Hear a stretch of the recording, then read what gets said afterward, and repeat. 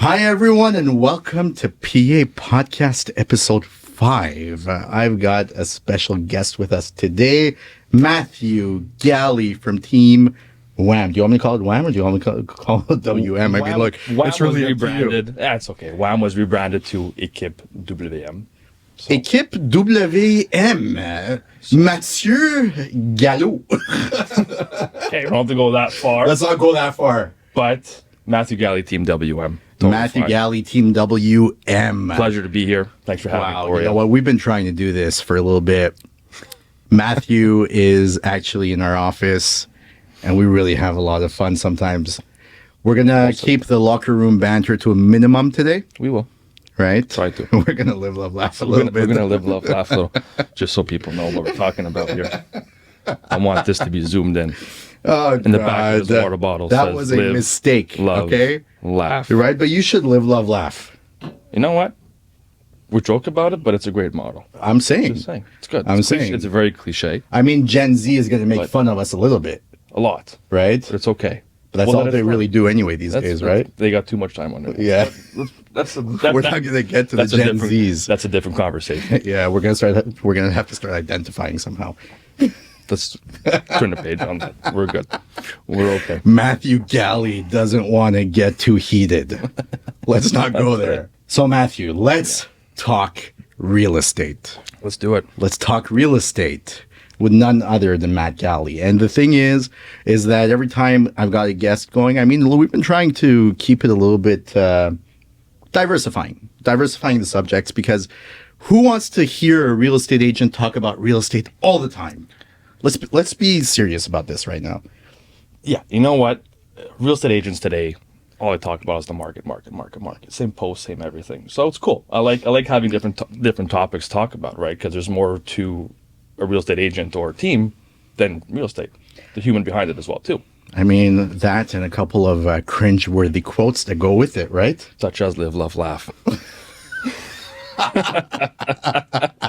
But yes, touche. But no, but I'm joking. To your point, 100%. What's your favorite? What's your favorite quote, like, from a real estate perspective, right? That you see agents post. It's like cliche. Like the classic. Don't wait to buy real estate. Buy real estate and wait.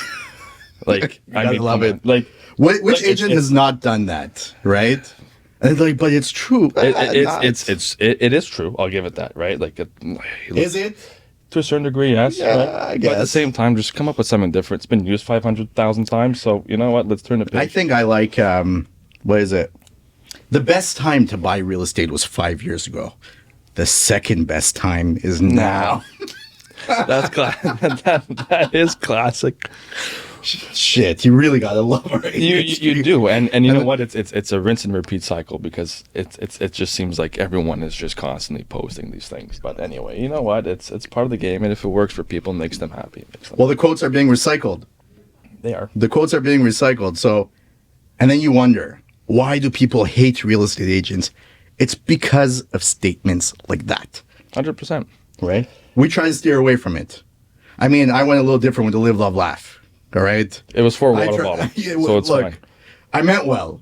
I did. I really meant well. And that's, I think, one of the things is that right now we're at a time where everybody is kind of wondering, where are things headed? And then the other thing is that every time you have any type of discussion with anything, it's always going to come down to, well, yeah, of course you should buy. Of course you should sell. So I was discussing this on the first episode. And I said, okay, is there a time where people should not buy or sell? I mean, is a real estate agent or real estate broker or realtor, I mean, call it what you will. Call it what you will. But is there ever going to be a time where selling or buying is not the right time? And that is one of the approaches that I have worked so hard on countering, right? You could almost call me contrarian in that case, where I think it's important to advise clients on the worst case alternative. 100%. Right? And I know you do this too, Matt. 100%. And you right? have to. Matt, by the way, I didn't even give you a proper introduction. King of Dorval. I wouldn't say King of Dorval. King of Dorval. Come on now. We do well in Dorval. We push You guys hard. are like royalty. I wouldn't say royalty, but right? we know the area very well. our office is actually in Dorval too. So tell me something. Yeah, Tell me something. So like, since you're royalty and everything, okay, in your team, sure. because there's you, Yeah. right, and then there is Wes, and then there is Mark. and There's Brittany. there's Brittany. Okay, so who is placed where in the royalty scheme? Like, who's king? Who's prince? Who's queen? Who's So we're all kings and queens. Is that at what it Team is? WM. Honestly, it really is because and you're the queen? I'm the queen. Okay, Of course, good, of course. good. Is that what you identify as? I identify as king, queen. Okay, good. As both. No, Gen Z is gonna get us roasted now. we will. So Yeah, we're gonna get canceled here. I might have to cut a few parts of the podcast. I don't know if we will. It's okay. I'll laugh about it. Yeah. As the water bottles tell me to do. I'm just living. But no, we're all the same level, and I mean, and that's it. Kind of goes down back to what you were saying before about the conversations with people about, is it in fact the right time to buy? And the reason why we have great success in Dorval per se is because we took an approach that was different to most brokers in that area, which was having those conversations about, is it truly a good time for that individual or family to buy or sell, whatever the case is? Because unlike these cliche quotes, buy real estate and wait, or whatever the case is, it's not always the right time. Yeah. So the Second best quote-unquote time is now. royalty, the second best time is now. Yeah. But all to say, the reason why we've had success is due to that approach, which unfortunately isn't really common practice. So, yeah, and I think, more and more, this is what I tell people too, when we're doing our trainings and everything like that, or if I'm training a new realtor, I'm telling them too, I'm like, guys, do not be cliche. Please. We've seen too much of it. And, you want to be able to give some value to people. have to. I think people can see through the bullshit. You got to be yourself. Right? You have to be because yourself. people will see right through that too. And look, the reality is there are, 15, 16,000 real estate agents here, right? Yeah. Now, how many of them really survive? I mean, that's another story. But everybody has a personality. Everybody has a personality. And my personality will mesh with certain groups of people. Your personality will mesh with certain groups of people, and vice versa. I mean, everyone has their style. Everybody likes a certain way you're dealing, 100%. right? I'm contrarian, right? I'm always going to look at the worst case scenario. I'm super conservative. Other people might want to be more encouraged and more pushed. That's not really my style. I'll just give it to you as it is. I mean, a little bit like you as well. Similar, for sure. And I think that that's what people need now. People need guidance. People need to be told, okay, what is it that I really need to do? We need to be able to plan. 100%. I just had a whole conversation with a client yesterday about this, where we're basically trying to strategize for the next year. And she's a new buyer, and she said, okay, well, what should I do? How should I approach this? I went through a whole scenario with her where I said, look, I think that based on what you're looking at right now, what you want, we need to strategize for maybe a year from now. Oh, but the rates are going to go up so much. Yeah, but in the process, the rates are going to go down, so the prices are going to go up. Yeah. Right. I mean, look, it's not Speculation once again. speculation. Let's not. For sure. All right. Well, maybe we'll touch up on that a little bit. But I mean, that's the sentiment right now, is that in the next year, the rates are going to go down. The rates go down, the prices go up. I mean, just like simple economics 101, right? With regards to that. And even though that's true, if you are going to have a promotion in the next year, if you're planning on, changing jobs, if you're getting, I don't know, some kind of a bonus or whatever the case is, right? Then that amount that's going to be added to your income, well, technically it's not a perfect science, but 3 to 4 times, you're going to increase 3 to 4 times in terms of affordability. 100%. Right? So if you're looking at a $500,000 home, and let's just say, it goes up 5% in the next year, let's just say. It's all relative too. Right? 525, but your income goes up 20 grand, well, your affordability will go up 80 grand. 100%. Right? 100%. So that is all relative. So I really caution people not to make decisions just based on factors that are being, announced in the news or whatever the case is. And I think that's important with regards to the approach that we take. 100%. Your FHSA, FHSA. my FHSA, right? The FHSA. The new first time home. FHSA. There we go. We'll get at some point, Dude, people. We'll, you know what? We're going to get it's there. that Persian influence, man. I'm telling you, right? FHSA. There we Your go. RRSPs, your TFSAs. I mean, these are all vehicles that you're going to want to really use to your benefit. And look, that's a whole other story. Where do we think the market's going? I mean, how has things been for you since early January? We're February 1st today.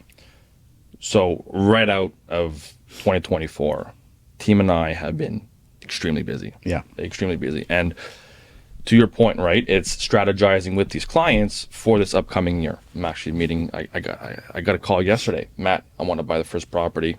Rent's up. Our lease is due in July 1st. We want to buy, like, what's going on? What's the plan, right? So I'm getting a lot of calls like that. So a lot of buyers are coming around the corner for the new year. Yeah. We're noticing. And a lot of people are having more confidence in the market in terms of sellers and buyers, right? Rates are kind of steady. Variable has been steady for, 3 times now, 4 times. Fixed rates have dropped. There's light at the end of the tunnel for a lot of people that have been waiting a long, long time.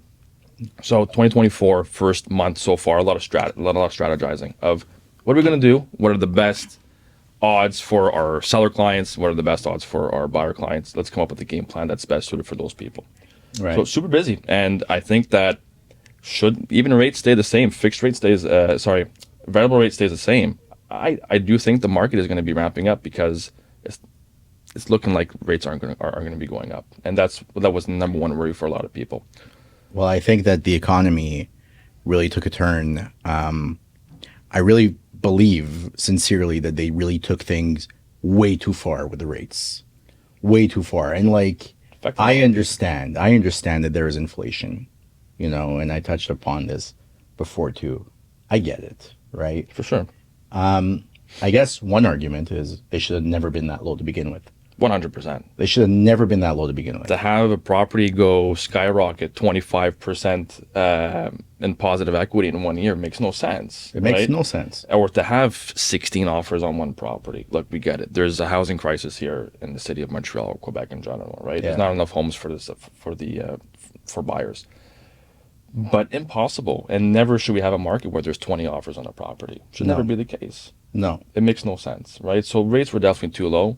And you know what? We'll touch up on this maybe a little later, but now I think those people that maybe over leverage themselves and weren't necessarily guided properly with their purchase maybe 4 years ago, 5 years ago, are going to start feeling it. But that's something we can get into. Well, over leverage themselves, like you look at all the institutions, and I have a theory about this. It's not because I'm a conspiracy theorist, because I'm actually the furthest thing to that. But really, when you look at how they managed everything, such poor economic decisions 100%. were made. And if you're going to keep decreasing rates while the market is actually at an all-time high in terms of activity, For sure. well, I think you should have enough sense and not to use these neo-economic policies with regards to, okay, well, we're just going to touch the rates with regards to how things flow. Now, you burned a huge fire. For sure. A huge fire. And then you're asking yourself, why are property prices going up? Now, that's one problem. And that's one side of things. But inflation was not specifically condensed to real estate. No. Right? We're talking about everything. 100%. We're talking about food supplies. We're talking about groceries. We're talking about restaurants. We're talking about gas. You're talking about all these things. And the universal excuse during the time, and I hate going back to this because I hated that period of COVID. For sure. With a passion. 100%. Most people did. You're smiling. I'm smiling because it was a very weird time, right? For a lot of people in a lot of different ways, but And for sure. everyone's like, oh, well, you guys are so lucky you're in real estate. Really not. This was not a fun time for any real estate agent. You can ask them. And at the same time, like, trying to manage all that is one thing. And then suddenly you have this car going 200 miles an hour. I mean, if we're going to make the analogy with real estate, and then what do? You pull the brakes. Well, this freaking car is going to flip. 100%. What's going to happen? 100%. And now, how are you trying to manage everything? And then let's be honest. Have you actually tackled our inflationary issues? Nothing was done to fix that, right? Even now with the rates. Besides with the rates. Look, it helps certain things, arguably fine, whatever, right? But it's going to cause more damage, I think, should they stay pretty high, right? Than anything. But all to say, to get back to your point, 2024, I think, is going to be a pretty active year in real estate, just because people were cooped up and stuck, especially buyers, for so long, because qualifying for a mortgage was almost impossible. Well, it's not just that. It's also like rental rates are up, Sky high. right? No matter, everything is up right now. So the moment that people are going to find a little bit of wiggle room to be able to qualify for something, right, because of everything, I think they're going to jump on the occasion to do so. Yeah. And the fact that it's still crazy high, but the fact that you can get a fixed rate now, I think a 5-year for like 4.99 is a huge improvement compared to what it was maybe 6 months ago. Listen, I speculated a couple of months back. It was like I was up for renewal with my mortgage. I speculated. I was telling my wife, I said, listen, I think the rates are going to go down. Let's not jump the gun just yet. For sure. You know what I mean? And so basically we waited. We waited. I waited until this like rate announcement last week. Make a decision, yeah. And to make a long story short, like I was able to get a 3-year 5.19 now. Very good. Right? Well, very and this is encouraging. 100%. Right? Because just a couple of months ago we were at 6. High sixes at that Yeah, too. yeah, Right? yeah. So I mean, obviously something has to be done, but again, it's these ancient economic policies will not work in our modern problems that we 100%. have. And I think that this needs to start shifting because we're always at two extremes. For sure. Why are we in the extreme of 20, 30 offers, per property, and then suddenly you're going to another extreme with, the market is slowing down. Okay, let's refuel it. I think something needs to give at a certain point. You got to have a balance. You can't just go up, down, right? Right. You have to find, I think, for everyone's sake, right? You got to find a healthy balance where you're not going to get 20 offers on a property. Yeah. But you're also not going to get none for like 8 months either, right? There's got to be kind of what it was right before the pandemic in 2019. Market was relatively stable. It was pretty good. Yeah. But in the long run, the main issue I see being is that we just have a huge housing problem here, especially in Montreal. There's no housing, there's no condos, there's zero inventory. So we got to start building, right? And I think that's going to help alleviate to a certain degree. But we just got to start building and have less restrictions on builders. Yeah. It's extremely hard to build anything these days with the rules and regulations, the bylaws, you name it. So if we start building a bit more and have maybe a little bit more flexibility on it, it's going to alleviate it. And I think it's going to do wonders for the economy and for the real estate market in general. I think what it is too is because the places, like if we're looking at central Montreal, and central Montreal, I mean, I'm going to include West Island in there. I'm going to include the South Shore in there. I'm going to even include like Montérégie, like Vaudreuil, and 100%. All these areas and Pincourt and Notre-Dame de l'Île-Perrot, all these areas too. I mean, land is scarce. 100%.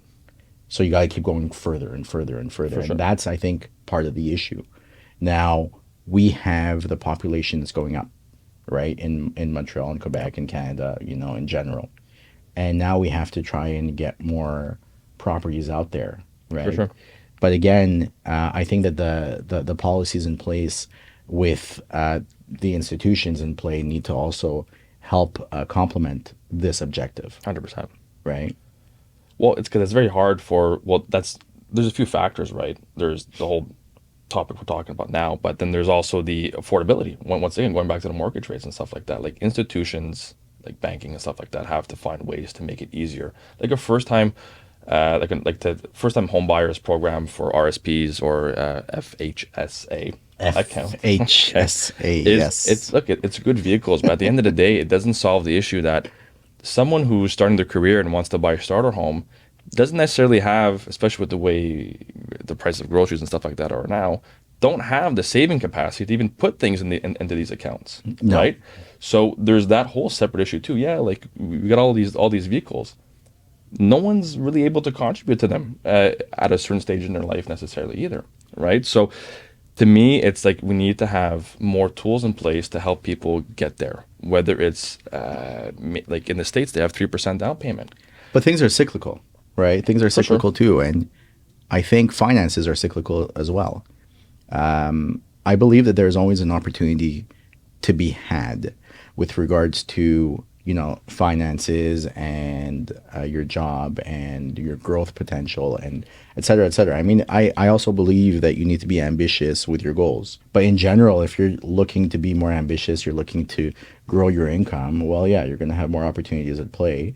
And then that's the big thing also. I mean, I also understand like real estate has grown to such a crazy amount. It's grown to heights that are very hard to attain, right? And the big thing is that myself growing up, right, the person who was working a typical 9 to 5 job or owning a small business, whatever the case is, was able to buy a property, right? And I think that's where first-time homebuyers in today's market are finding it hard, having a hard time understanding. Yes, things evolve and inflation, all these things, right? But in their minds, well, my dad was able to buy a home and he was making $30,000 a year.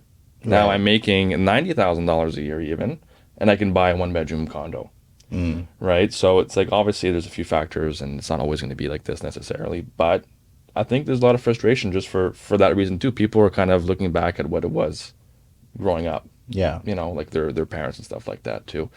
Yeah. So I kind of see both sides to it. I can see the frustration, but there's a lot of things that have to happen in order for it to be a little bit more normal, I think, in real estate. Look, the frustration is real. The frustration I hear is it all real. the time. And, we're trying to navigate that for people too.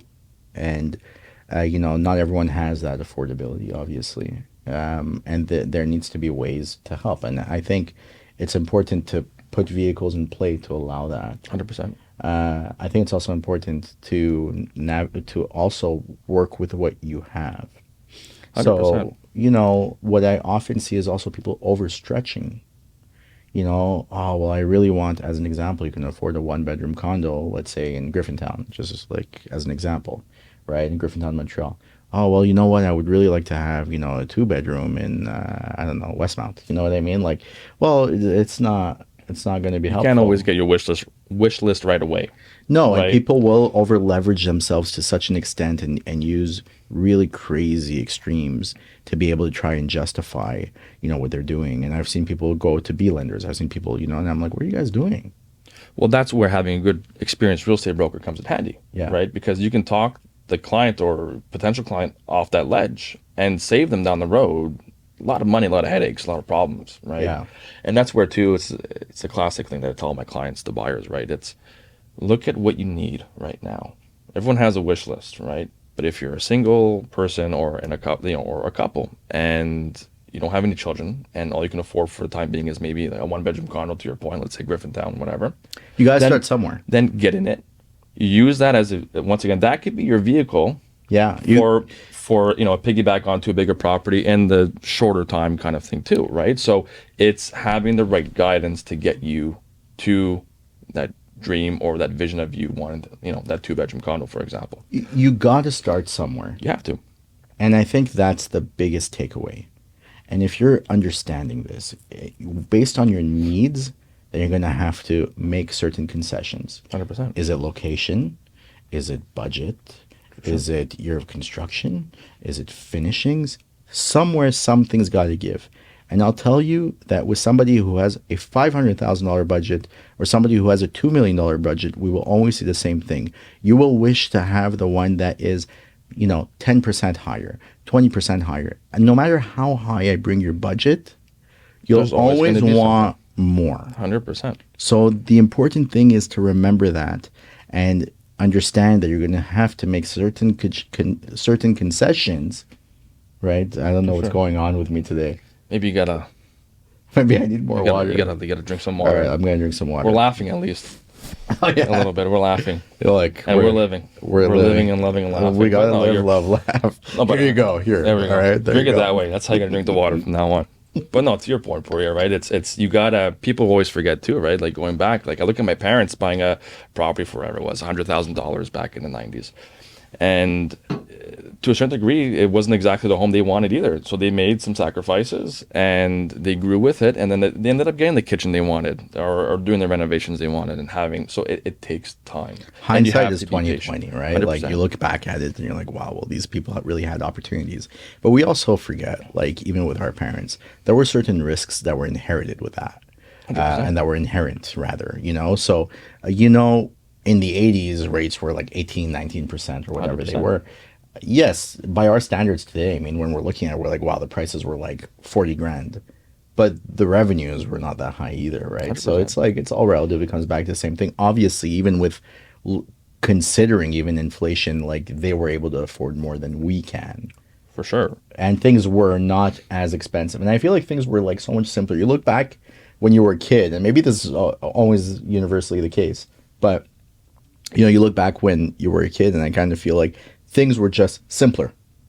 Well, because they were, right? They were. Because people had the opportunity for the American dream, the Canadian dream, right? Which is to own a home and go on vacation and work a 9 to 5 and have all these things.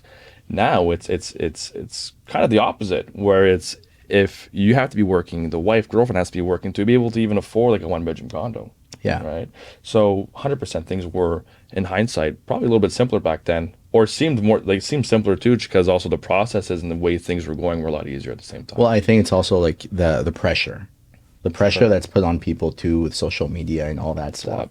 A lot. Right. And peer pressure is a very real thing. Sure. And you can't even escape it. You can't really escape it, right? There's more competition too, I find now too, in every single aspect of life. Yeah. Whether it's professional career, like everything, right? There's so much pressure in today's society for various things that make you have to perform, and if you don't, then you kind of look a little weak. Or I mean, look, when I see your stories working out, I'm like, shit, I gotta go work out now. You were my inspiration last year. Well, I'm glad I was. I'm like, right, I gotta get back into it. Right, but sometimes people need that push, which is good. But at the same time, I think. People, if we can go back in time and kind of have that simpler mindset, simpler lifestyle, it would be a great place to be in. But in today's society, everyone's so high strung, and people are super aggressive too. Well, I mean, going back to, I don't want to say it, but COVID, being cooped up for 2 years, Yeah, it's and true. then inflation hitting you, and then not being able to buy a house or a condo, whatever the case is, people are going to be going a little bit crazy. It really brought the worst out of people. And can I blame them? Not really, right? But 100%. And now the challenge I'm facing is trying to get those people to realize, listen, like, I get your frustration, but I'm here to help you, right? So let's take a step back, and let's get a plan going. But everyone is so high strung these days. Everyone is high strung. It's true. Look, but again, you can't blame people. I understand to an extent. I don't. I feel for them 100%. It's a problem for sure, right? Like, and people make decisions. I think that we're all responsible for the decisions that we make. I remember for the longest time too, as long as I've been a realtor, I've been hearing from people, oh, well, prices are going to drop. Prices are going to drop. Prices are going to drop. And, people are trying to time the market. And the only real time in all these years that I've been doing this, right? Like I started at 19, 17 years ago, right? Like, so the only real time I saw prices drop were last year, right?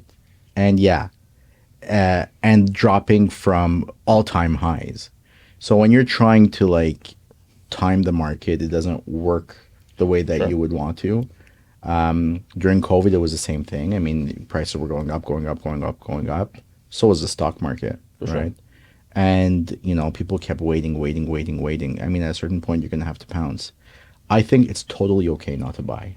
I think it's totally okay not to have to buy. Like, those are decisions. Some people will prefer renting and using different vehicles of investment. There's advantages to that too. Yeah. And to your point, it's not always, every individual is different, right? To your point, the number one factor for me is coming up with realistic and conservative budgets, like worst case scenario, as you were saying before, right? Is making sure that if the budget today could be something for a home, and let's say you can afford the monthly payments, but I got to make sure that in the worst case scenario, all hell breaks loose, interest rates go up like to 9%, that you're still somewhat comfortable in that position too. So if we have to wait a couple months, wait a year, that's okay too. Because to your point, well, 100%. It might go up a little bit, but it's all, once again, everything is relative.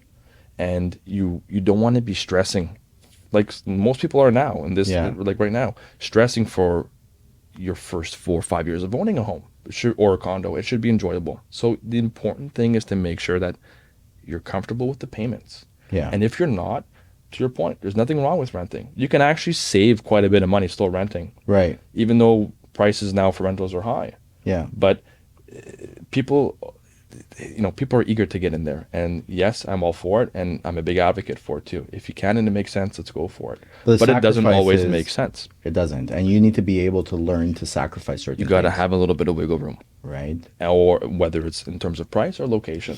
I just told one of my clients, like, I really want to buy. I said, okay, well, what are your alternatives what are your alternatives where you could live? For sure. Right? Single person. Okay. I'm like, can you just move back with your parents for a year? I mean, obviously, he didn't Easier want said than done, right? He Once you didn't get want that to, I freedom, mean- you don't want to go back either, right? But no, for sure. I get it, but then what is your objective, right? Like, and then you have to find a way. You have to find your way of like doing that. You know what I mean? For sure. You have to see, okay, where can I concede? I mean, if you want to go to the restaurants every week and you want to, have your place and you want to have, your luxury car and you want to have these things, and well, it's going to be harder for you to save up some money to get something. Again, you need to strategize. You need to understand where things are going. If somebody's just starting their job and they're already kind of like stuck and they need to see where things are going, and they're already anticipating for whatever reason that there's going to be a raise. I mean, you have to kind of look into that. If you're making X amount, you have to know how to leverage your RSPs and your TFSAs and now your FHSA. There you go. I got it. That was smooth. I got it. That I was got it. I smooth. got it. He's learning. Yeah. You were good. I'm learning. So,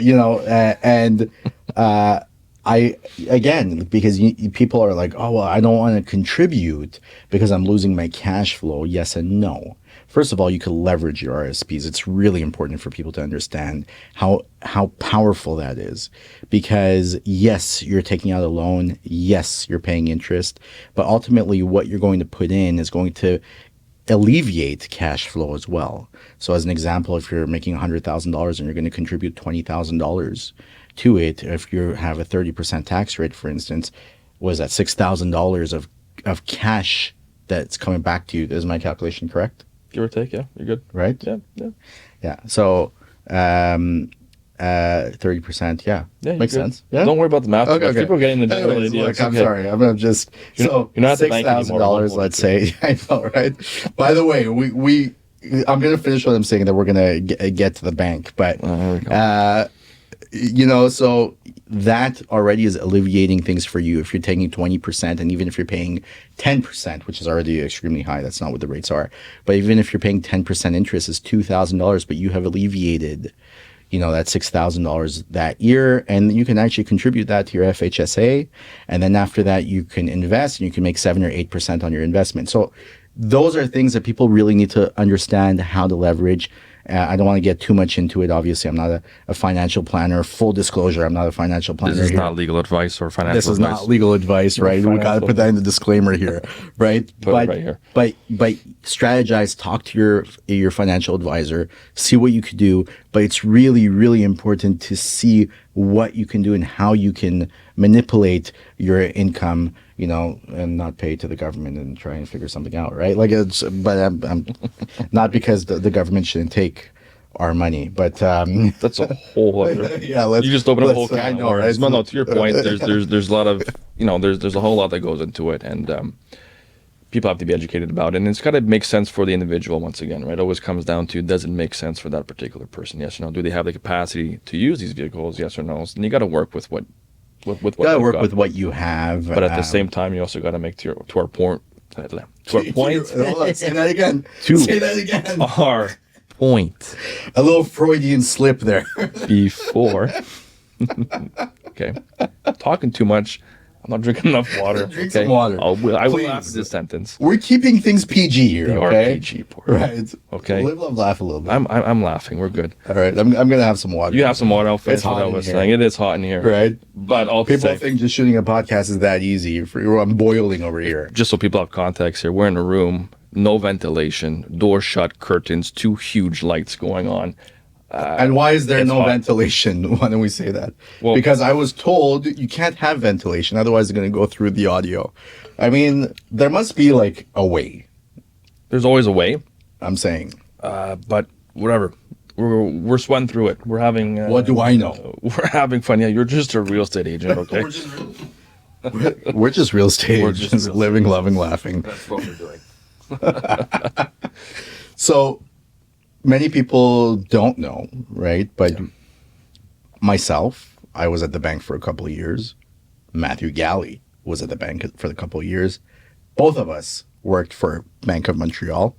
We did. We're going to get sued by Bank of Montreal now.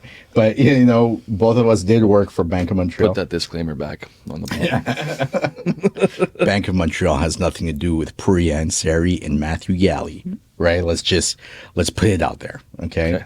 But we were former employees. We left on good terms, I think. 100%. Always Okay, good terms. good. We're always on good terms. Yeah, we're always on good terms. And it's funny because we started that way and then we kind of made our way into real estate. I started at 19. I left real estate when I was 21 and I came back when I was 24 after I graduated university. This was the time I was at the bank. And I remember, just to make a long story short, looking at my promotion. We've got some problems. We're here having today. a hard time today. We're having some problems with our pronunciations here today. It's either not enough coffee or too much coffee. It's one of the two. I don't know. I think it's too much coffee. Actually, Yeah. I did have quite a bit. So it's okay. today. We'll restart that sentence again. Take two, Korea. Let's go. Hey, Oh, God. I just clapped. I had a promotion. I had a promotion at the bank. And I went to the best of the best. And I remember getting my prize and it was all fun. And I came back and, my boss, Leon, I'm not going to say his last name because he's still at the bank, but, good guy, great financial planner right now. But my boss at the time, he told me, okay, well, this is going to be, I got approved for X amount, which was his maximum threshold for a raise. And I saw it, right? And I looked at that and I'm like, I made this many million for the bank this year. And I'm getting only And this. I'm getting this. And I'm like, so if I put this time for myself, I must make more. For sure. Little did I know that real estate takes a bit of it takes some time and dedication, right? But, I felt very confident that if I do something for myself, I'll be able to make it, first of all, mine, and I'll be able to grow it the way I see fit, and I can contribute to that. Now, this was 6 months before my wedding, I remember that. right? 6 months Great before timing. my wedding, great timing. My wife just looks at me, she's like, "Are you sure about this?" I'm like, "Yeah, of course, it's real estate. Come on now." But no, in all seriousness, I mean, it was a struggle, but look, it took 3 months for me to make my first sale. I maximized everything, line of credits, credit cards, you name it. Yeah, Ali was telling me I'm an idiot, right? He's like, "Why'd you go of your job?" And the reason why I let go of my job too, just so everyone knows, is because I was not allowed to sell mutual funds and practice real estate at the same time. 100%. Yeah. Well, Right. that's why I left too. Yeah. Yeah. So basically, there it is. Yep. And it took a good 2-3 years to get a foothold. Didn't regret it for a second. I had like 3-4 sales up to the wedding. So, I mean, it sustained us, Helped. right? It sustained us. But you know what? With time, you realize that, yeah, like everyone looks at this from like the outside and it's so misrepresented, right? Oh, like they're making X amount on one sale. Yeah, but all the months that people, especially when you start, you're not making much money in the first months, years that you're making zero until something happens. Until something That's what people happens. don't realize. But just like any business, right? In a like way. anything, right? But it's time, energy, and money, right? That just is always happening. But despite that, it's the time that it takes for you to be comfortable in the field too, and be able to learn and grow. So you're essentially starting something from scratch, right? Like Yeah. maybe people start real estate and they have a little bit of knowledge to a certain degree, but there's a lot to learn. There's a lot Right. to learn. I'm And- still learning. We learn every day. I'm still learning. Cliche, right? another cliche quote. We learn every day. We learn But every day. Learn something new every day. Yeah. While But- we're living, loving, laughing. But correct. As long as you're doing that. We're doing that every day.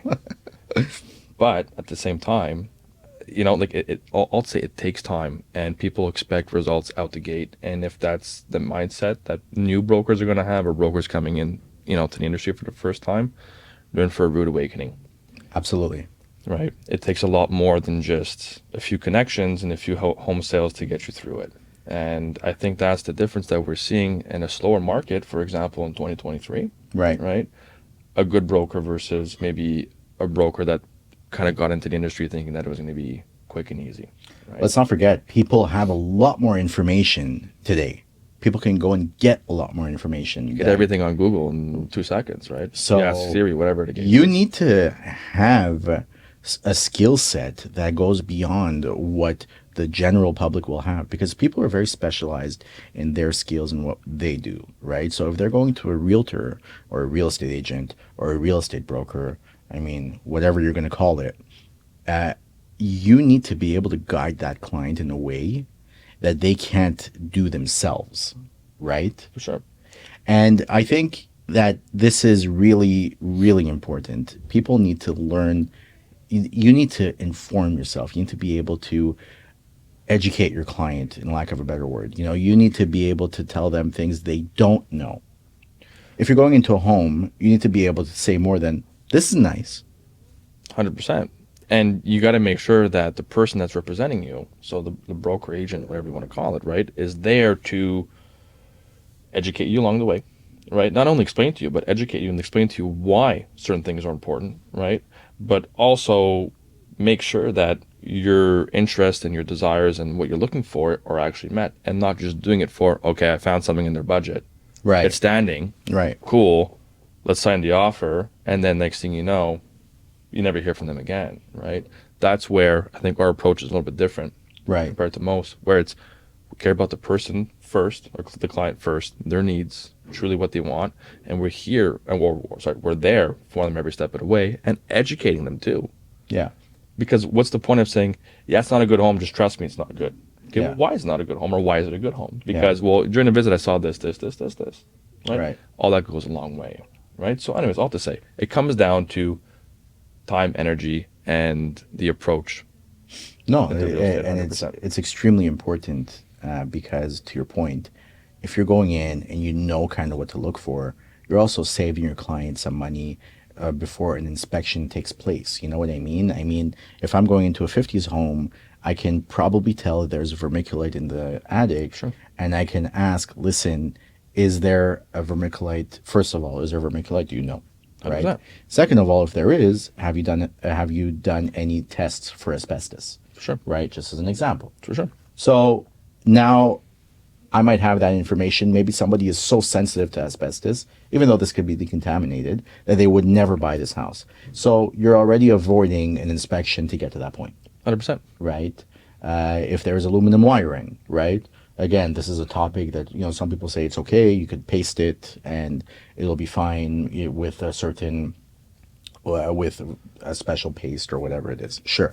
But again, aluminum wiring, it has a bit of a stigma, right? It's got a risk. It's got some risk. I mean, I've personally never seen like a real problem arise from that, but I know that theoretically, There's a risk. there's a fire risk, right? People wouldn't be they talking heat up- about it if it wasn't a risk. Exactly. To a certain degree, right? But yeah, for sure. right? Because in the 70s, copper got so expensive that they Started switched to losing aluminum, and then they figured out that even though it is a very good conductor, Too good of a conductor. yeah, it heats up and it cools down really quickly, right? sure. So those are things that you can avoid. Your clients are going to feel more comfortable when they're going to see a house, right? sure. And you want to avoid them extra costs that are unnecessary that maybe could have been avoided by you just telling them something, right? Or make them aware of the cost too, right? To your point, aluminum wiring doesn't mean the house is horrible, right? Yeah. It's just something that they have to keep in mind and possibly fix, or have it monitored on a regular basis, whatever they're comfortable doing. with. Like, I've rewired my homes. Like I had 2 homes that had aluminum wiring. Yeah. And for me, honestly, I didn't want to take the risk. I rewired the whole house. Everyone's different, Right. and that's why every professional will tell you Yeah, something different to a certain degree. exactly. But there are risks, and as long as they're aware of the risk and the worst case scenario and the best case scenario, once again, right, Exactly. of the situation, then they're going to be well guided.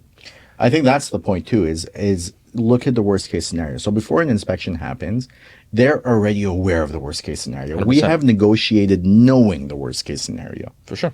And, you know, if anything else comes up, I mean, rare are the times that that would even happen unless something's like truly hidden. But that's the point. With time and experience, you know kind of what to look for, where things are going. Now, people are going to be able to make their decision based on that. So when they're moving forward, okay, fine. Like, I'm comfortable with this price knowing all of this. For sure. You know, 100%. sometimes they'll still try to squeeze afterwards, and I understand. Like, as a buyer's agent, also you're trying to work for your buyer, and that is our job too. Ultimately, is to really get the best deal possible for them. We always have to be reasonable and look at both sides, obviously. But there's a reason why now, especially, double representation is also not really a thing anymore, 100%. right? Because, or rather, it's being discouraged. Sure. Because they want everyone to be represented for themselves. Of course. So this way, you know that your interests, hopefully, right, your broker has your best interests at heart, and you know you're protected with that. For sure. And you know what?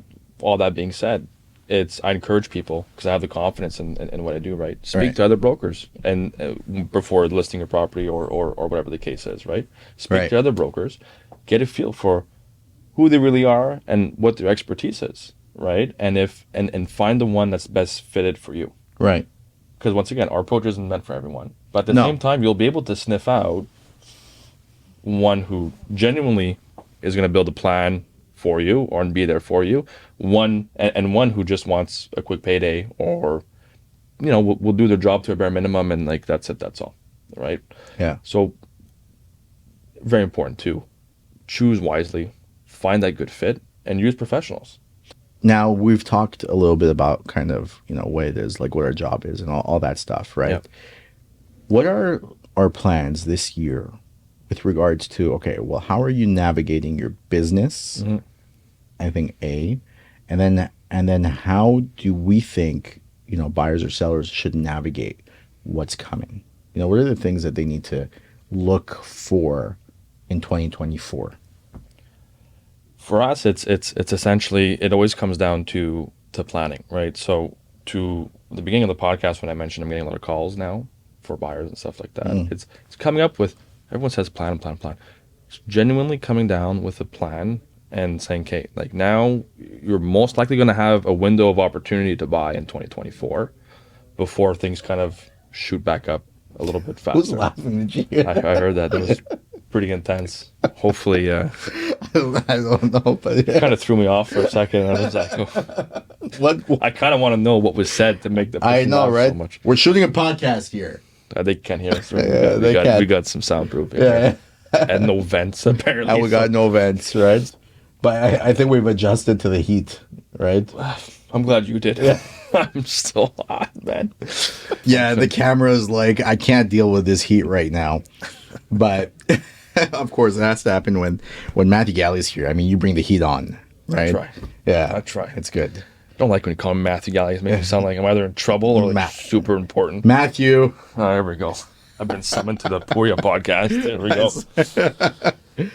What are the plans for your business in 2024?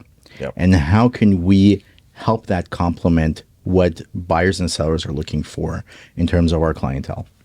So for us, so the team, right? Right. Our focus has always been education Right. for all of our sellers and buyers and future buyers, future sellers. Right. So and it's helping them from the process of the moment that it becomes a thought of possibly, whether it's now or in a year, 2 years, 3 years, to buy, sell, whatever. It's let me educate you on the process, tell you how the process looks like, Right. and build a plan that's, once again, suited for you, that makes sense for you and the timeline that you are looking at. Now, on the contrary, too, while we're building that plan, can we advance that timeline in a positive way for you? And you're just having maybe a little bit of extra precaution for no reason, sure. But let's make a plan to the earliest convenience as possible for all of our clients and Right. make them understand the context of the market at that present time. And then continuing to update them to say, you know what, 6 months ago it wasn't looking good. Now it's looking pretty good for you. Let's help you out. So we're coming up with a huge pipeline and tools to help us get that communication out to our clients, and it's never really done by emails and stuff like that. It's usually phone calls and whatnot and just reminders. But that's the kind of plan we're rolling with in terms of business, and Right. having a bit more content too to kind of show everyone what it is, right? But it's to really focus on, because once again, people have been out of the loop or Right. out of the market for so long, they don't know what to expect coming into a 2024 market, right? And it's going to be constantly changing, I feel, in 2024. Like right now, Yeah. it's good. I feel like in a couple months might be a bit faster pace. So it's to constantly update them on it, as we always did, but Right. to really take that extra step to explain to them why it's going a certain way, what's happening, and why is it a good thing, and why is it maybe not a bad thing, and maybe we'll have to actually start sooner than later. 100%. You know, I think that the cycle for many of us, all the realtors who were active realtors from the pandemic moving forward, is that, you know, 2021, 2020, 2020, 2021, 2022, you know, these were really intense years for us. Intense. And, you know, I touched up on it before. This was not like an enjoyable time.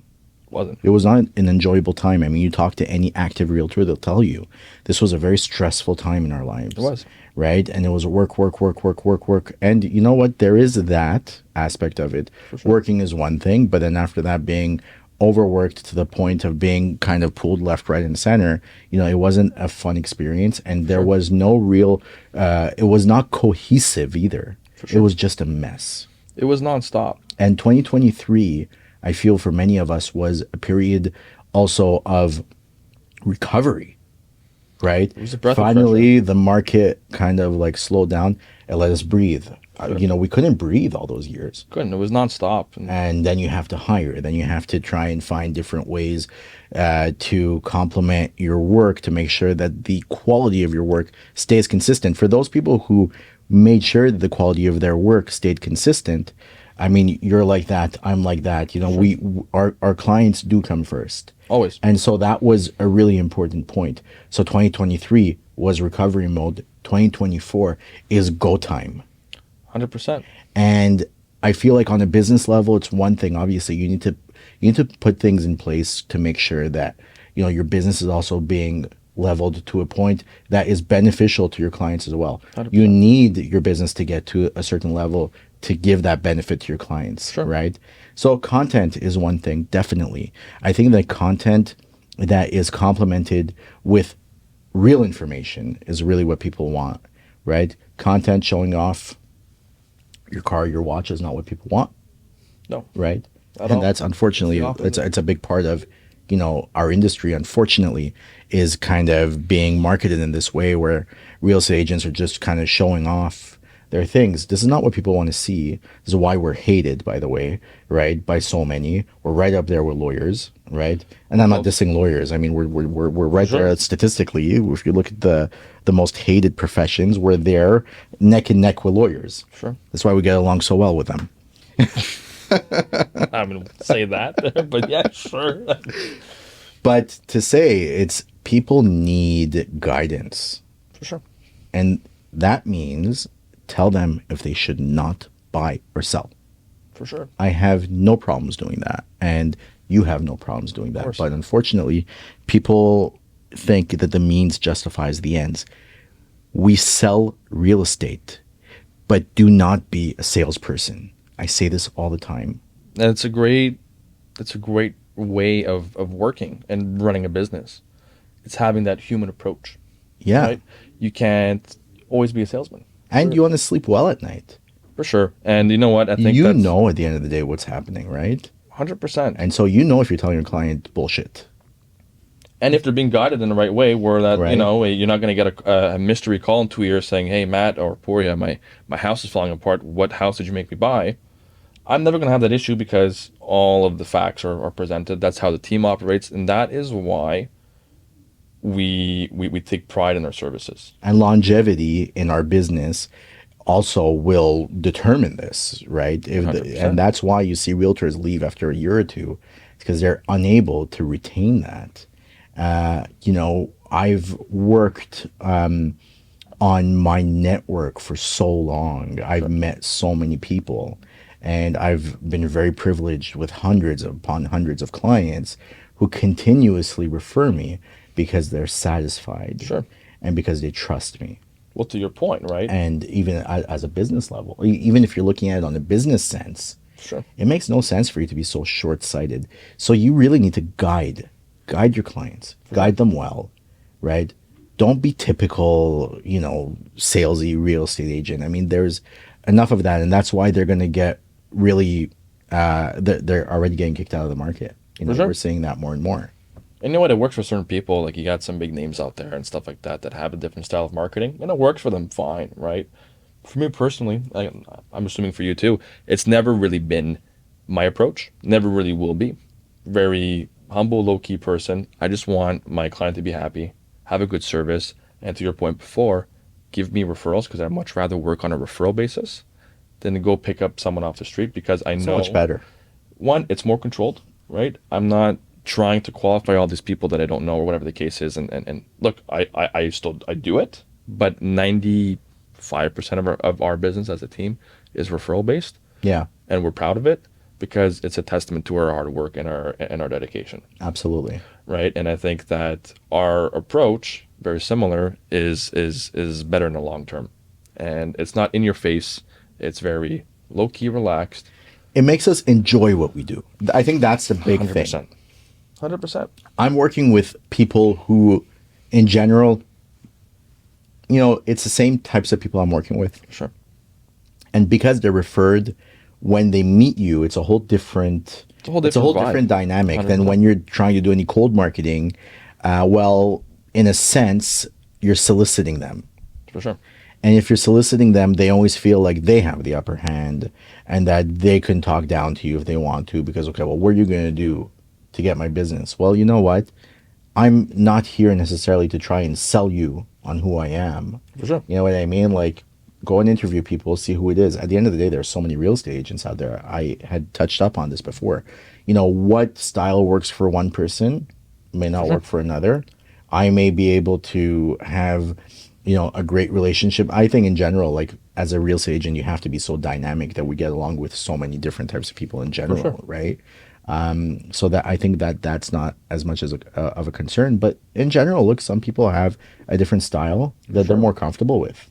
You know what I mean? Approach, sometimes it could just be Could be approach, could be that maybe they're just whatever, they have an expertise in a certain area too, and that's like I'm okay, and it's whatever. Like I'm okay with losing a listing or a buyer if they've done their homework and they found another fit, because I know that I've done everything I've done everything correctly. Yeah. I've tried the best that I possibly can, and you know what? If they're best suited for someone else, by all means, go right ahead. Yeah. So every listing presentation we do, we tell them, go speak to 2 other brokers. Yeah. And if you call me back, and when you make your decision, whether it's us or not, before you do, Always. call me so I know. Always. But I encourage you to do so, because at the end of the day, I'd rather you be well served and have a good fit. And you know You what's need to have a funny is basis that of comparison too. 100%. Right? And it's happened where we met with someone, they went with another broker for XYZ reason, but then they've referred me sibling or a cousin or whatever the case is, because Yeah. you know what? You're a good match for them. Weren't necessarily a good match for me for XYZ reason, because I was looking for this. Mm-hmm. And you gave that, but I felt more comfortable with it. But, for my cousin or my whatever it was, sister, forget, it works out great. So Yeah. it always comes back to you, no matter what. For sure. I think that as long as you're good karma. genuine, You gotta stay true to yourself.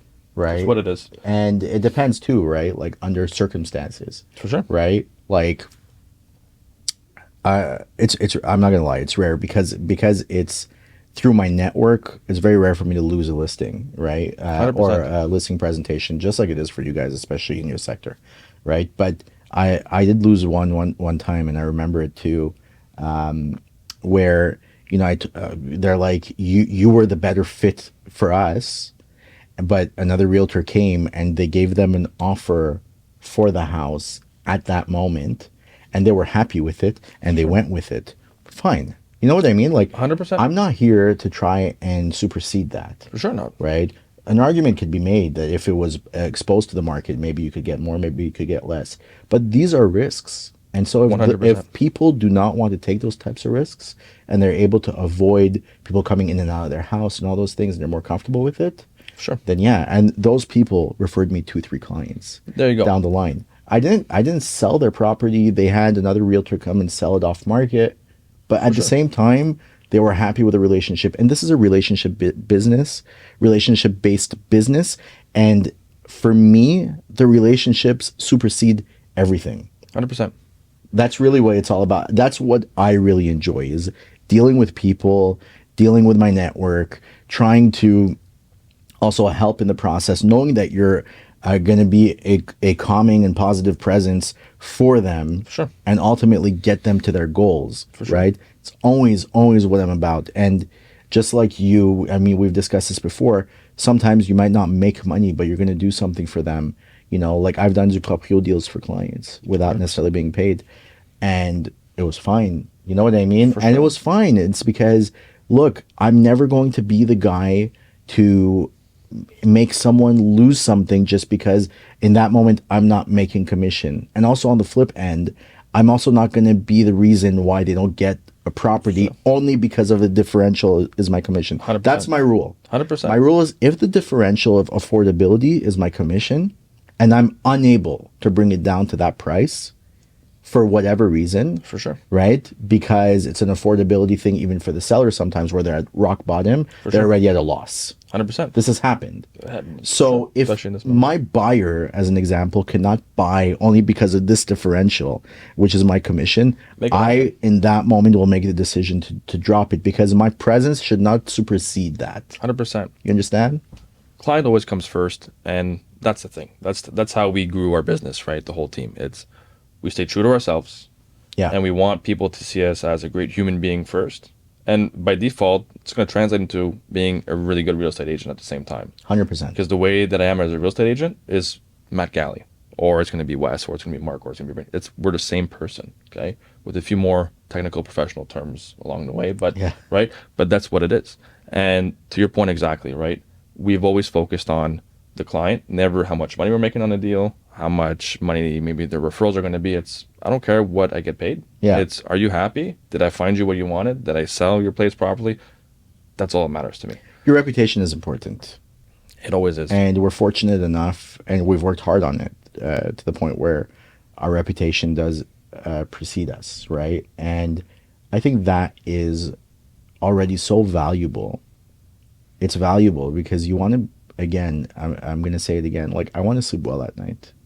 Sure. I want to make sure that, you know, the money that comes into my home is feeding my children, you know, that's feeding my family, that money is coming from a good source of Good energy. It's a good good place. energy. You know what I Absolutely. mean? Call it however you want to call sure. it. But I believe in that. You know, imagine somebody is kind of in a rut now because you misguided them. For sure. I'm so thankful that I've never been in that position. Nor should anyone really at the end You of the know. day, right? But unfortunately, it's the case certain times. But to your point, Yeah. foundation of a good business in our case, right, is client comes first, no Right. matter what, at all times. And you sleep better at night. You have a longer, more sustainable career at the same time too. And Yeah. it makes everything more enjoyable because everyone you're dealing with is always happy, always it. appreciative too.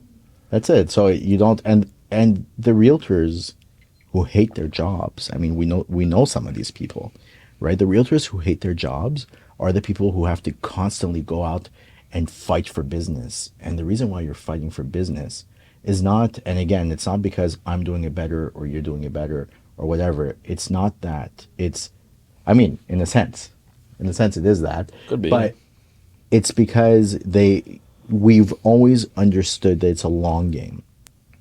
For sure. It's Well, it's a a long long game. game.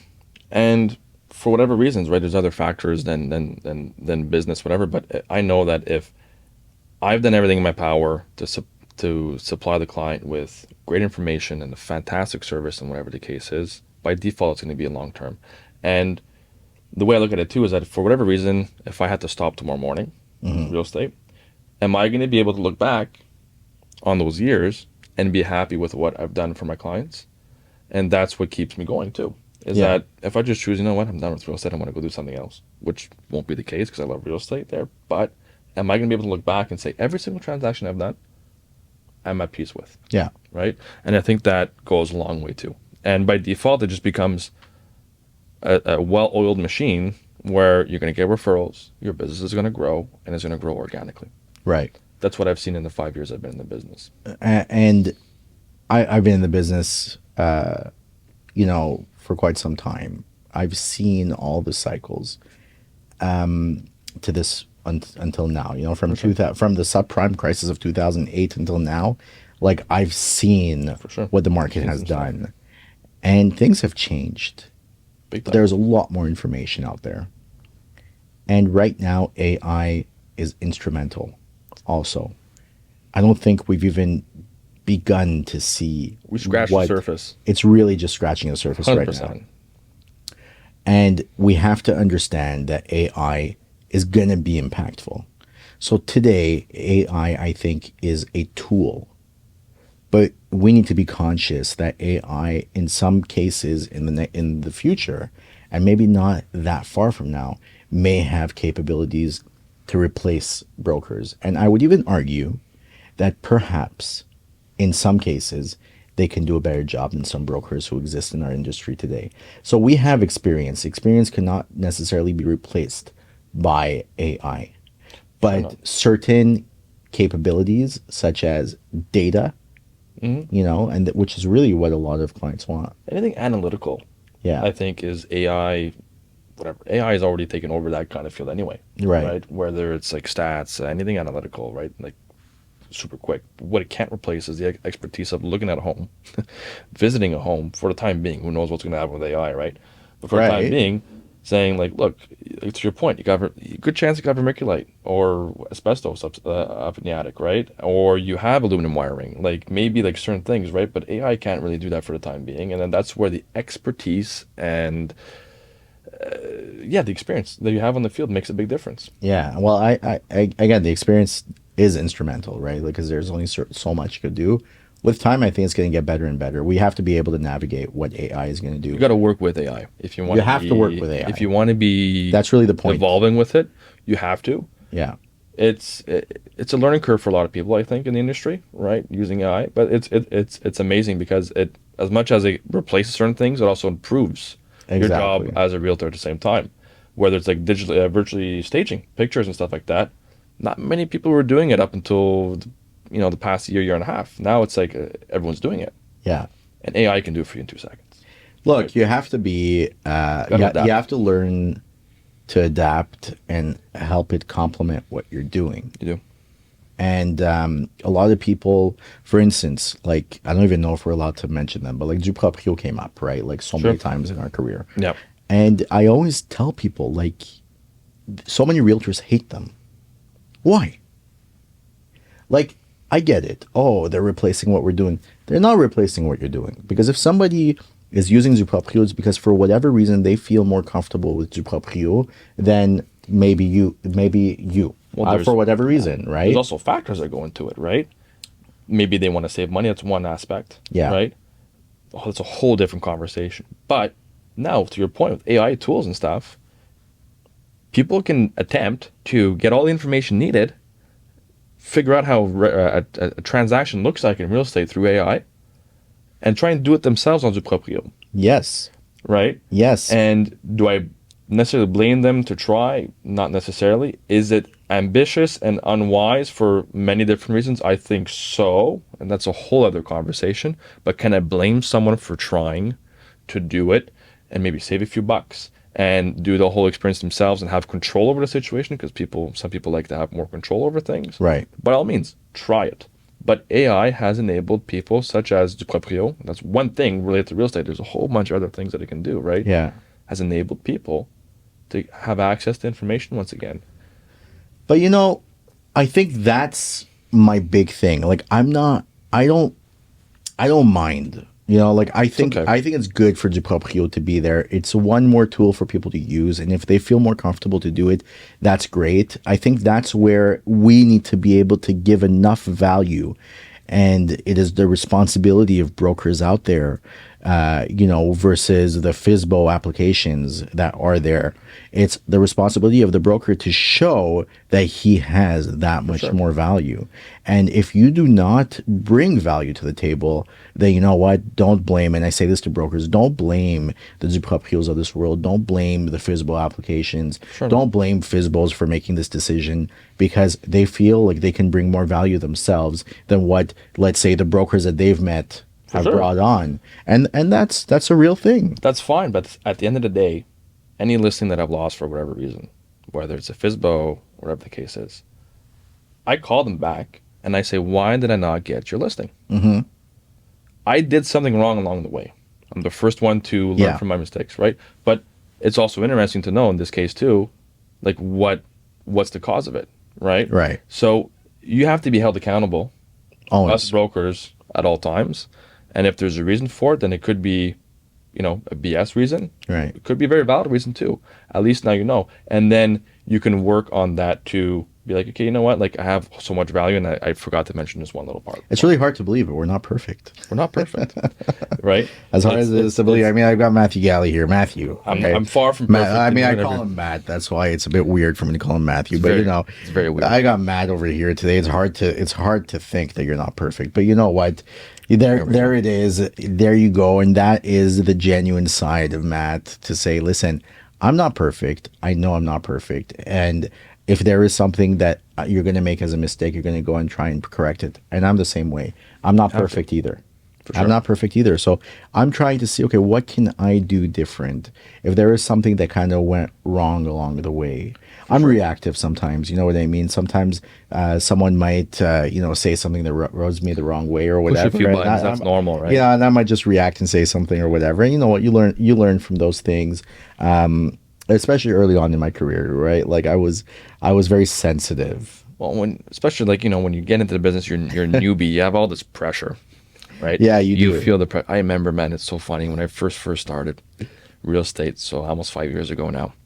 I started with Wes, right, fresh out of school, real estate school, license. I started with Wes, right? So Wes is older than I am. He has experience in business, and he's very, very level-headed, very calm guy. Okay, and then you have me, eager in the business, whatever. I remember a client had passed a comment that wasn't even that bad, something that kind of pushed my buttons. And I remember I called Wes, and I was going crazy. I was like, I can't believe he said this about me. Like, what? He's got balls to say that. What's going on? He goes, dude, Nick, you can't take things personally all the time, right? You'll learn with time that take a step back, let him say his comments, whatever. But then you can't. In the early days, you can't take it. You can't take it. But you know what though? I acted that way because I was so invested in the business, right? And I wanted to do so well that the moment that I got a little glimpse of someone passing a comment, I was like, well, what do you mean?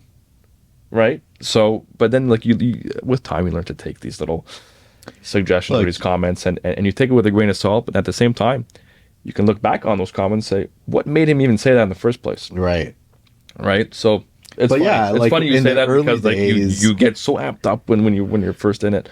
It's because also we feel like we need to show that we're so much more than, you know what I mean? In the early days, it's like, that fake it to make it mentality is real in the early days. And I learned now that was a mistake.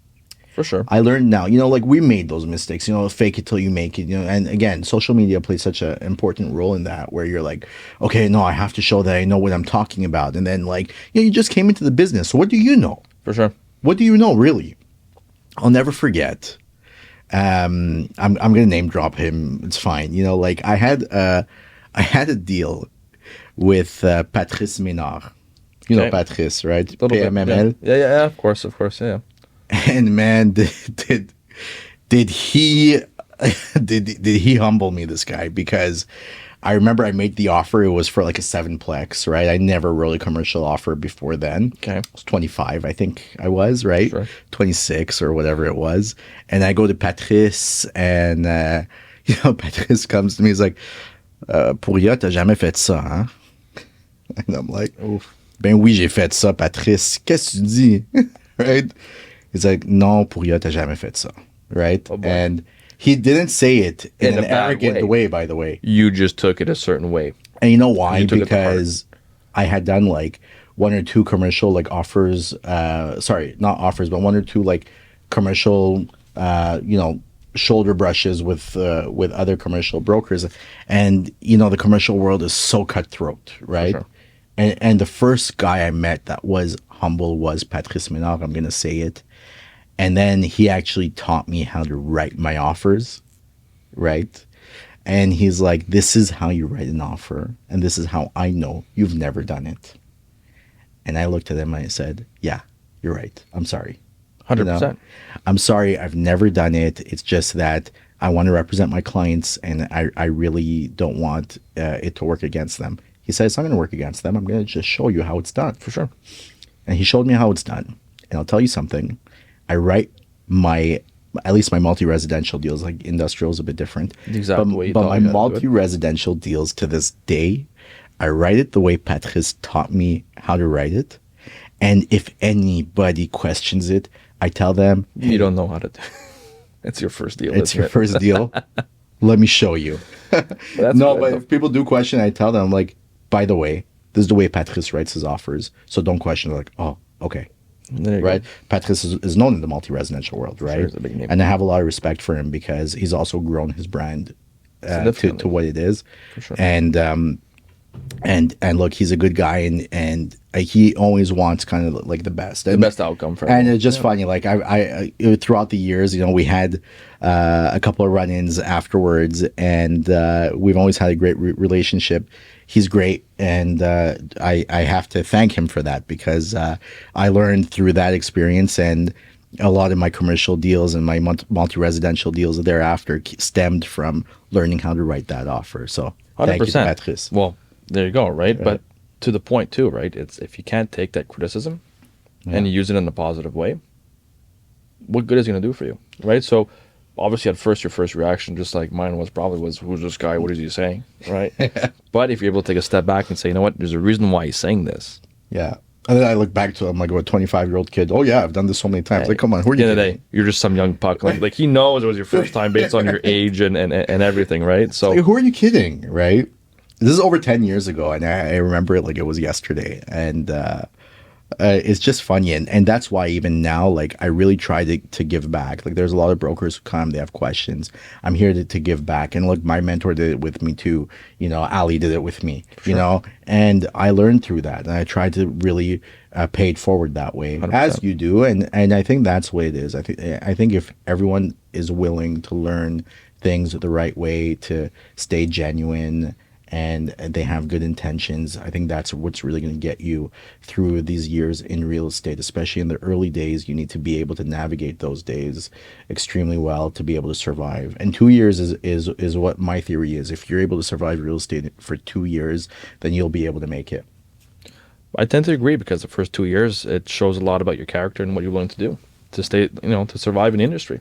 Yeah. And whether it's like your first year of seeking mentorship or learning and reading or doing research, whatever you want to call it, right? If you're willing to put in the work and take that little bit of sacrifice, once again, it's a big word, that's coming up, a lot of sacrifice. Not sacrifice, but, taking a little bit of a hit. But it is a sacrifice. It is. Every business is you need to make sacrifices. For sure. And I think everyone who starts out in real estate who ends up being somewhat successful, they look back on the early years and they say, crap, like I've sacrificed so much, but for the benefit of my business and my clients. Yeah. Right? Like I look back when I first started, I was doing rentals with Wesley that were, it's crazy to think 4.5 years ago, but like $1,200, right? Yeah. I'm getting $500 commission minus, and I'm splitting that with Wes. So essentially, like, not many people would want to touch those deals or necessarily touch small condos that we're selling in Dorval, right, for like $210,000 at the time. Right. We did it. And then that's how we took the opportunity to learn. But you also need to learn to leverage properly. 100%. And I tell people too, this is a business. Sure. And any business needs a certain capital. 100%. And that capital can come through leverage, it could come through your line of credits. It could come through money you're getting from, your family. It could be parents, could be your spouse, could be your girlfriend, your boyfriend. You can leverage it is. 1,000 different ways. Right? Yeah. But you need to learn to leverage your business. And what is it that you're going to leverage? What tool are you going to use to leverage? Sure. And you got to make sure that the money that's coming in is actually being leveraged properly. 100%. Right? So what are the points that are going to bring your business from point A to point B? Is it your website? Is it your social media presence? Is it the content that you're going to bring in? For sure. Well, in the early days in real estate, really, you don't know what you're doing. Sure. So content is limited. You got to figure it out along the way. So build your network. Sure. That's my big thing. You're coming into real estate, you build your network. You take people out. You take that money. That's how you're going to leverage your money. You know what I mean? For sure. And then after that, learn. Shadow maybe brokers who are active, learn from them. What is it that, as an example, we just said 50s homes have asbestos. If we're talking about Montreal right now, South Shore has pyrite. For sure. North Shore, there are areas, in Blainville and Lorraine, that have landslide zones. For sure. Right? Mm-hmm. There's a lot of things that come into factors that go that, and you need to know those things. You need to know what comes up. Saint Lazare right now with that whole sinking area. For sure. And, it's got to be put on piles. Right. Yeah, for sure. It's got to be exactly. It's got to be put on piles. So you need to know certain things. Now, okay, I've got this information. For sure. Matthew told me that in Saint Lazare, in the Grand Prix area, you're going to have sinking zones. For sure. Right. Puria told me that if I go to, Blainville or Lorraine, I need to watch for landslide zones. Now, there's flood zones. Now you're able to give certain information to people. 100%. And now people are like, okay, well, this person knows what they're doing. Information is power in this business. 100%. And the best source of information is from someone with experience. Absolutely. Because you can't be an expert in every single area, right? So to your point, even to this day, if I have someone looking in an area that I'm not necessarily familiar with, I will look up a broker within this agency or not that does a lot of transactions. Say, listen, should I be aware of anything out here in general? How do people react? How do brokers react when you call them to get that type of information, right? You're basically saying, okay, I want some help.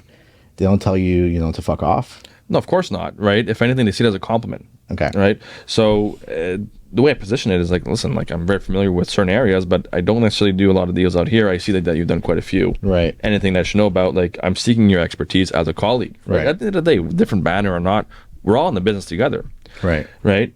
And funny enough, it happened once, and I forget the broker's name, but I had reached out for up north, and it was regarding, early on in my career, a cottage, and the source of water was from a well. Okay. So I want to know, is there any paperwork that has to be done for this? How do I go about it, right? Yeah. And I asked a few brokers here, but I'm I want to ask the person that I've seen do 6 deals on this street, what is it that I got to do? Right. Gave me all the information I needed.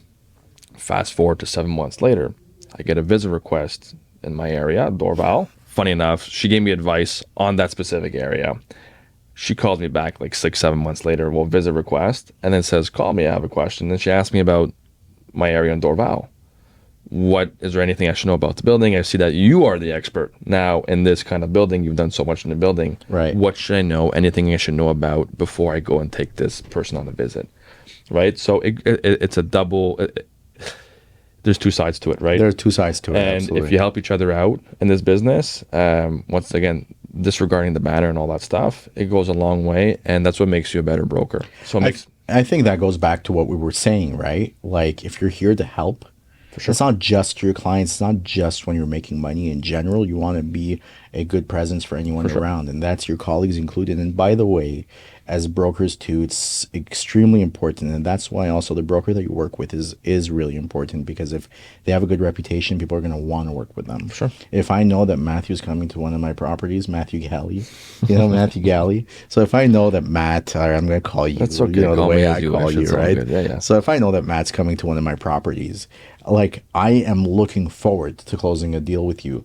And so if you're presenting a property, I'm really rooting for you. And I also know that you have done your due diligence. I know that your clients are pre-qualified properly. No, for sure. Right? Goes the same way. So that way, you feel that comfort, and it actually goes a long way. And that's why a lot of us brokers, we see it's the same people who keep kind of selling Keep coming the back up properties, into and the then we circle. have that collaboration that goes between us. There's a reason behind it. For sure.